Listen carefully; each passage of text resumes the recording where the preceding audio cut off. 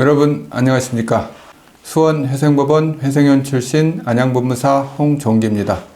오늘은 개인회생 절차 총정리해 보겠습니다. 이 영상으로 개인회생을 처음 접하시는 분들도 있을 거고 각 절차가 어느 정도 걸리는지 궁금한 분들을 위해 준비했습니다. 우선 개인회생을 신청해야겠죠? 개인회생도 당연히 재판의 일종이기 때문에 최초의 신청서를 제출해야 합니다. 근데 재판은 모두 입증서류들을 제출해야 하죠. 개인회생도 마찬가지입니다.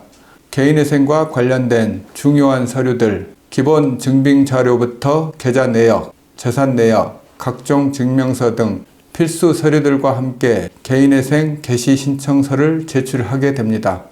두 번째로 가장 중요한 금지명령입니다. 보시면 금지명령은 채무자가 채권자로부터 받을 수 있는 가압류, 압류, 추심명령에 대하여 법원이 금지를 내리는 제도입니다. 그러면 왜 금지명령이 중요하냐? 당연히 개인회생을 접수하면 채무자는 채권자에게 원금과 이자를 갚지 못하기 때문에 채권자는 독촉을 하게 됩니다. 채무자는 도저히 빚을 갚을 능력이 없어 개인회생을 진행하는데 채권자로부터 압류나 추심명령을 송달받게 되면 채무자는 그 독촉을 버티기 어렵습니다. 이를 금지하여 수월하게 개인회생을 진행하게끔 도와주는 제도라고 보시면 되겠습니다. 세 번째로 보존공고입니다. 개인회생을 신청하고 금지명령까지 받았다고 해서 끝이 아닙니다. 법원에서도 개시 신청을 제출했다고 해서 바로 승인을 내주는 게 아닙니다. 개인회생 신청 시에 기본적인 서류들을 내면서 빚을 도저히 감당이 안 되니 어느 정도 탕감해달라고 제출했다면 보존공고는 법원이 채무자에게 궁금한 내역을 더 요구하게 됩니다. 당연히 빚을 탕감받는 만큼 법원은 쉽게 넘어가지 않습니다. 보존공고는 적으면 1번, 많으면 3번 이상 날 수도 있고 내용이 많을 수도 있고 적을 수도 있습니다. 보시면 가장 중요한 보존공고 중 하나로 채무자에게 계좌 내역 중 일정 금액 이상, 예컨대 50만 원 이상 사용 금액을 서명하라 입니다. 이때 큰 금액을 생활비로 쓰거나 금융기관 등에 변제하는 경우와 같이 어쩔 수 없는 경우는 상관없지만 가족에게 돈을 보냈거나 도박에 사용하였거나 사치품을 구매하는 경우 등 사용처에 문제가 있다고 판단되면 해당 금액을 청산가치에 포함하게 하여 월 변제금이 그만큼 올라가게 됩니다. 물론 사용처에 문제가 있는 내역도 본인이 어쩔 수 없이 사용했다고 적절하게 서명을 한다면 청산 가치를 줄여주는 경우도 있으니 참고 바랍니다. 네 번째로 개시결정입니다. 자, 법원에서 요구한 보존공고대로 서명을 모두 잘 했습니다. 법원에서도 검토를 해보고 더 이상 문제가 없다고 판단되었습니다. 그때 나는 게 개시결정입니다. 개시결정이 나면 채무자가 신청한 개인회생이 어느 정도 통과되었다고 보시면 됩니다. 보시면 개시결정문에 1번 채무자에 대하여 개인회생 절차를 개시한다 라는 문구가 보이실 겁니다. 이처럼 개시결정이 이루어지면 법원에 월 변제금을 납부할 계좌와 개인회생 기간 동안 법원에 한 번 출석하는 채권자 집회기일 일자가 나오게 됩니다. 보시면 월 변제액을 법원에서 정한 계좌로 임치하라고 되어 있습니다.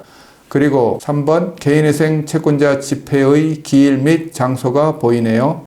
이제 최종 보존공고를 제출하면서 결정된 월 변제금을 법원에 납부하면서 본격적으로 개인회생이 시작하게 됩니다.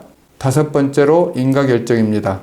실제로 개시결정을 받는다면 거의 통과가 되었다고 보시면 되고 채권자 집회 이후에 인가결정을 받게 되어 개인회생 승인이 완전히 났다고 보시면 되겠습니다. 개시결정 이후 월 변제금 납부를 시작했다면 월별로 정해진 기간 동안 쭉 납부해 주시면 되겠습니다. 마지막으로 모두가 바라는 면책입니다.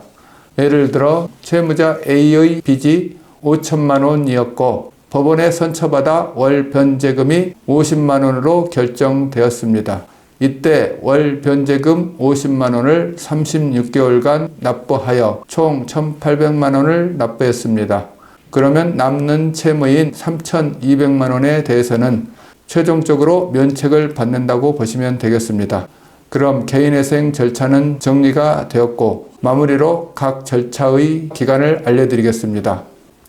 먼저 개인회생 신청서를 제출합니다. 신청은 부채증명서와 여러 첨부 서류를 준비해야 하니 2-3주 정도 걸립니다. 다음으로 채권자의 가압류, 압류 및 추심 명령을 막아주는 금지 명령으로 개인회생 신청 이후 그 금지 명령이 모두 송달되기까지는 약 1-2주 소요됩니다. 그 다음으로 법원에서 궁금한 사항을 확인하는 보정을 내리죠. 보정은 수차례 나고 검토까지 이루어지니 편차가 심하지만 보통 1달에서 2달 이상 걸립니다. 이후에 어느 정도 개인회생이 통과되었다는 개시결정이 내려집니다. 이 시기 이후부터 지금까지 적립된 월 변제금을 일시에 납부합니다.